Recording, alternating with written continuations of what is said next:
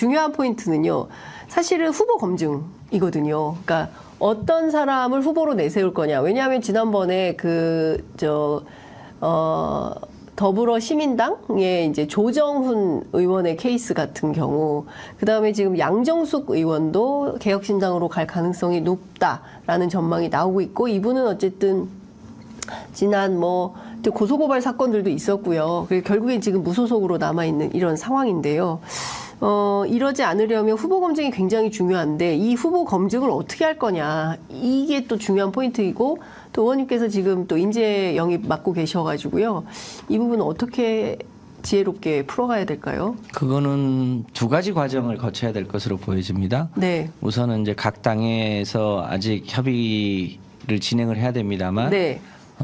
이제 각 당의 일종의 이제 포션이 정해질 가능성이 네. 있지 않습니까? 예. 그러면 1차 검증은 그것을 추천하기로 한 정당에서 책임 있게 1차 검증은 예. 우선 하고, 추천당에서. 네. 예. 그리고 소위 이제 비례연합당 아직 당명을 정하지 못했습니다만, 네. 그 비례연합당이 이제 공식적으로 구성이 될 텐데, 네.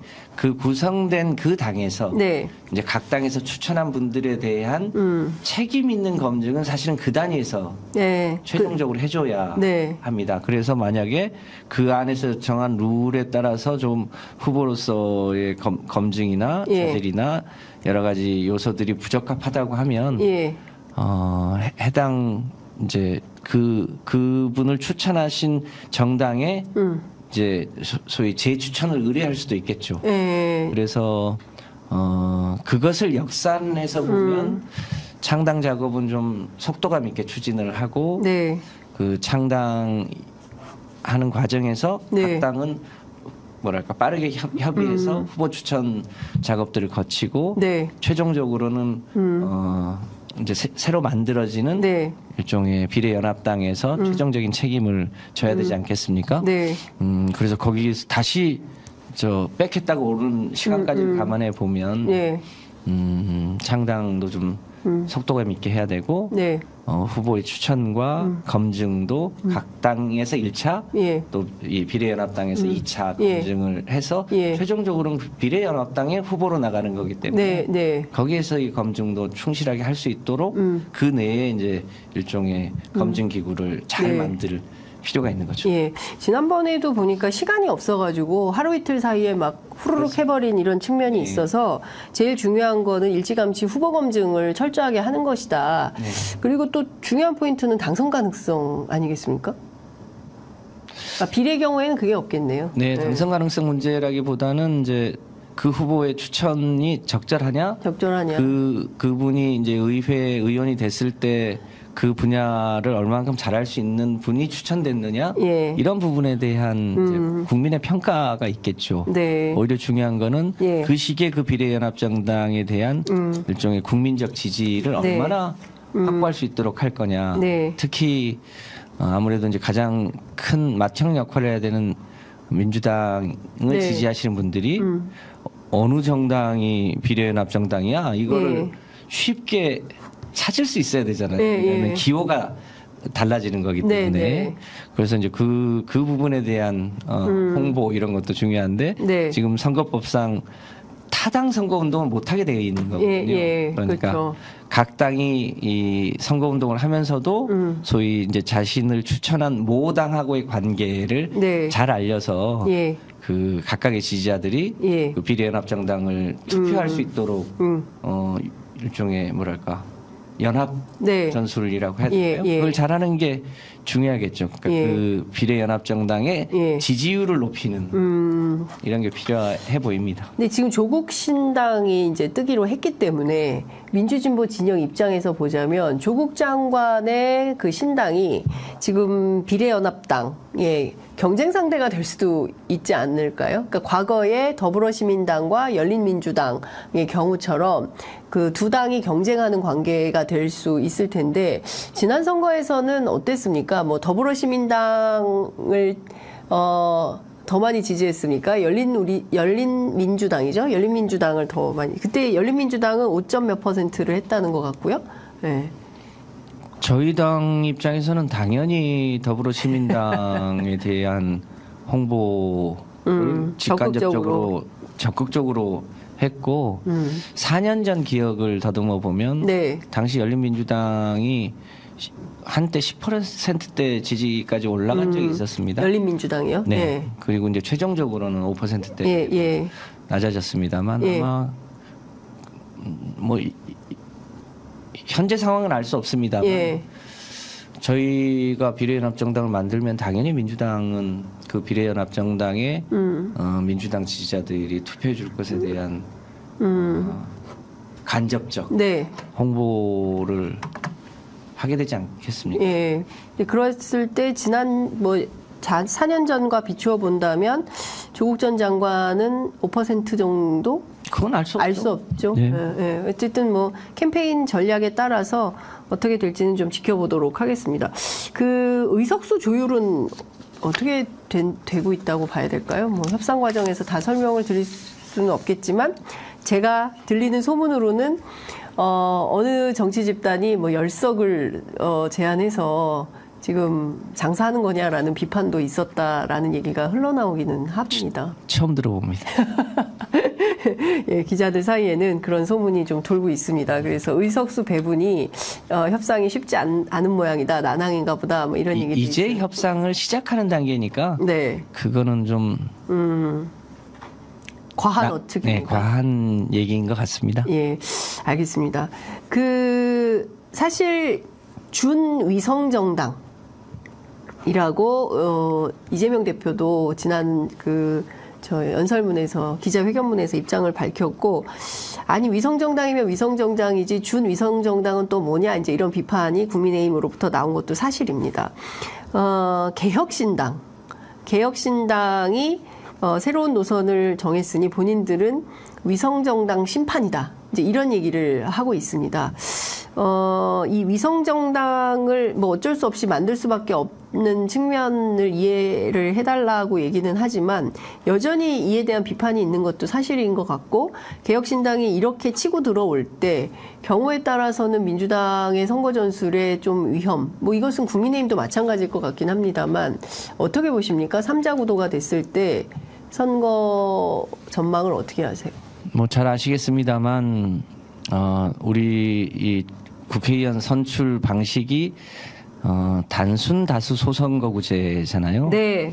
그 단순 다수 소선거구제에서 대표되지 않는 사표들이 대의될 수 있도록 하는 제도가 준연동형 제도잖아요. 네. 그렇게 보면 지역구에서 다수석을 차지하거나 지역구에서 대표되는 정당은 사실은 비례대표 몫이 그 비율만큼 줄어들 수 있도록 하는 게 맞는 거죠. 네. 이제 그런 면에서 소위 위성정당을 방지하는 제도가 이번 총선 이전에 마련되었어야 되는데 국민의힘의 반대로 위성정당을 방지하지 못하고 국민의힘이 공공연하게 위성정당을 만드는 상황이 왔기 때문에 이제 이번 총선을 거치고 나면 반드시 다음 총선 이전에는 위성정당을 방지하는 제도를 만드는 게 중요한 숙제겠죠.